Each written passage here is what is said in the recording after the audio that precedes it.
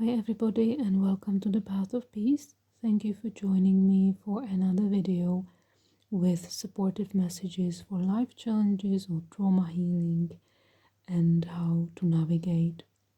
It is actually very beautiful because I have the card of the Swords, then I have crossing bridges, and then I have the card of freedom. And it's just such amazing theme that is also unfolding currently on the collective level and in our world. So it is basically talking about that when we want to heal, we can't rely on our own knowing. We can't rely on what we know. We basically have to tap into that divine energy, God's energy, source energy, love energy, in whatever way you want to call it, and connect very deeply with that source within, with that God within, because we are basically the house of God. Our body is house of God. Our body is temple of God.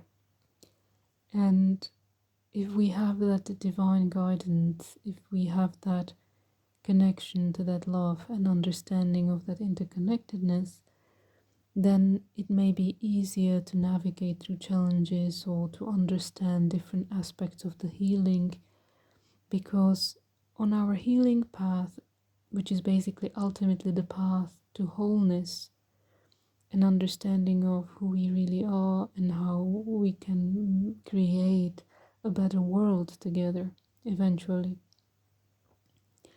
So basically, we need to have that deep, intimate connection, and sometimes with God, and sometimes we just dismiss that. We keep running. I will go there and try this. I will go there and try this. And then we open many doors and maybe create even more confusion. It has also been part of my personal experience. But when you really go back to that simplicity of God and simplicity of connection and just praying and listening deeply, connecting, then at some point the guidance will reveal itself. So this is basically talking about go back to God and understand that He, she lives within you at the same time. That ultimately you are looking for that within you. And it's okay, to have that perspective that you are praying to something or that you are acknowledging something outside of you. It's perfectly okay if you also can hold that perspective that eventually it is in you.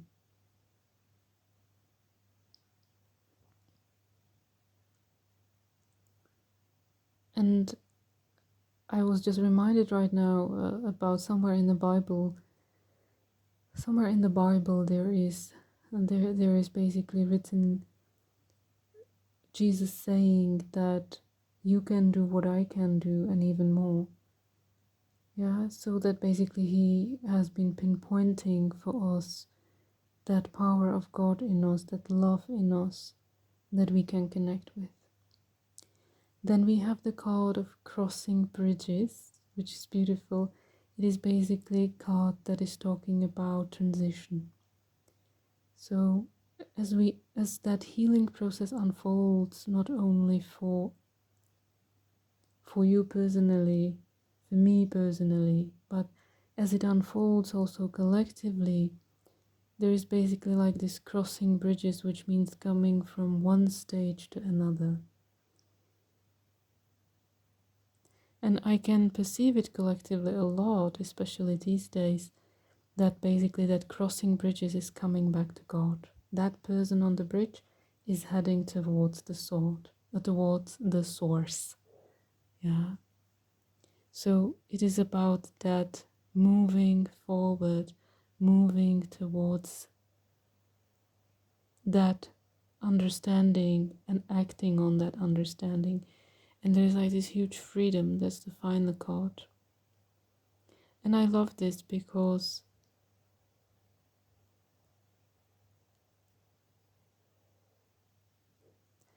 when you place love and kindness as some kind of a scale, a scale for freedom, then you, I, we, all of us will understand that basically my freedom is honoring the freedom of someone else. And that's the beauty about it, because if we disconnect freedom, and if we disconnect that, what we perceive as freedom from God, from source, from love, then basically that freedom becomes chaotic. It becomes something that I want. If we perceive freedom basically disconnected from God, from love, then it becomes like anarchy, or you go where you go and you do what you want to do, which is not always beneficial, not for you, not for other sentient beings, not for planet. Yeah. So, and I feel like many people these days are confused about what freedom really is. That freedom is not sabotaging someone, freedom is not stealing away from someone. It is not that old authoritarian system that we have been living in for such a long time. It is basically freedom that is coming from understanding the divinity, God, in everything. And it is basically creating like new rules, not only collectively, but also on that personal healing path. So that question is basically, how can I connect on a deeper level with God within me and listen to his voice and listen to his guidance? And how can I somehow transcend those limitations, or what I perceive as limitations, for example, physical sickness or some other conditions that are present in my life?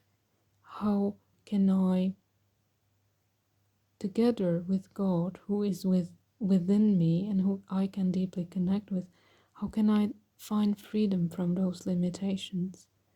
And it will be very different for everybody. Yeah, it will be very different, because for some people freedom means that those conditions will disappear from their life. But it can be very how to say that, short-sighted. It can be very short-sighted, because we are also connected on a very deep level, and not in all parts of the world is available what is needed for the healing right now. Yeah, so if you unfortunately belong to some of those parts of the world that are very traumatized and that release a lot of ancestral energy and ancestral trauma, and that are also going through like the most heavy impacts, for example, of pollution, then it may be difficult to heal your body in that physically, on a physical level, but it doesn't mean that you can't feel that freedom of the spirit and that connection with God. And you can still basically ask and pray to receive better conditions in your life. And for some places in this world, these better conditions can be like placing seed into the soil, that we are not doing it just for us, we are doing it also for the generations to come. So basically your healing becomes the healing for the generations to come. So don't be discouraged wherever you are in the process. If you are very sick or if you are healthy and thriving, wherever you are, basically I would encourage anybody who is doing fine, who is pretty healthy, economically stable, connected with the right people. I would encourage those who are more stable right now in the process to pay attention, even like more attention, to things like prayer for others. Or maybe you can do a small offering on behalf of a part of the world or somebody else. or you can donate maybe something somewhere. But, you know, like taking more responsibility, at least for that collective energy, if you can't do it physically. Yeah, so that we eventually all can come to that freedom. And it's not talking about destroying your resources, that's not about it at all. Yeah, keep your resources, keep stable as best as you can. But there are parts of the world in that it's very difficult to be healthy right now, to be stable right now.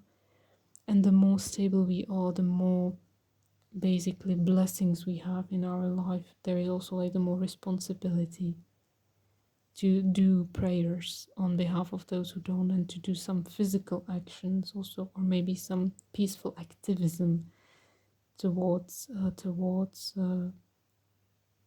those places of the world that are very hurting, or people that are very hurting. And eventually it will basically guide all of us through that transition to freedom, to peace, to love.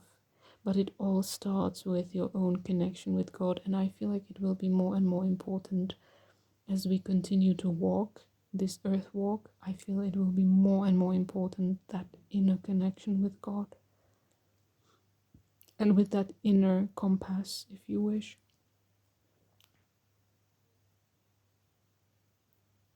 So basically, how can you take this reading, or what you can sit with, is what freedom means for you and how you wish to embody it as we continue going.